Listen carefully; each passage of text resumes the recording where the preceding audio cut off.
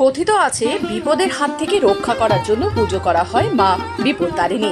আর মঙ্গলবার প্রথম দিনের বিপত্তারিণী পুজোকে নিয়ে মেতে উঠলেন সারা রাজ্যবাসী। তেমনটাই দেখা গেল শিল্পাঞ্চল শহর রানীগঞ্জের মধ্যেও। এই বিপত্তারিণীর পুজোতে মেতে উঠলেন হাজার হাজার ব্রতীরা। রানীগঞ্জে 93 নম্বর ওয়ার্ড অর্থাৎ হালদার বাঁধেও এমনই দৃশ্য দেখা গেল। জানা যায় বহুকাল ধরে এই মন্দিরে পুজো হয়ে আসছেন মা বিপত্তারিণী। রানীগঞ্জ থেকে সমীর বাদ্যকরের রিপোর্ট, খবর বাংলা।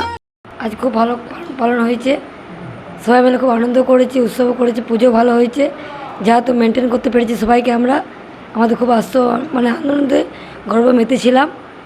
যাক, প্রত্যেকটা বাড়িতে যে পুজো পয়সা নিয়েছিলাম সবাই দিতে পেরেছি।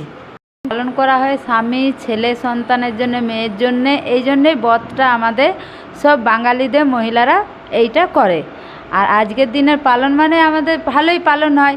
আমাদের ভাত আর সব লক্ষ্মী খাওয়া চলে না, লক্ষ্মী নুন লক্ষ্মী দুটোই খায় না। আমাদের এই লুচি সুজি মায়ের এইটাই ব্রতর নিয়ম।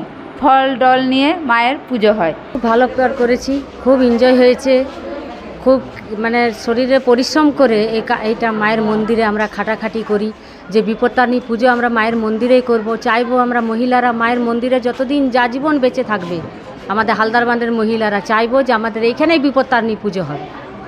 আর আমাদের মা সব কিছু, কেউ যদি বলে যে আমি এই বছর পারবো না, আমার অসুবিধা আছে, পুজোর দিন পর্যন্ত সে পয়সা দিতে আসে মন্দিরে, তার হয়ে যায় পয়সা দেওয়ার মতন ব্যবস্থা।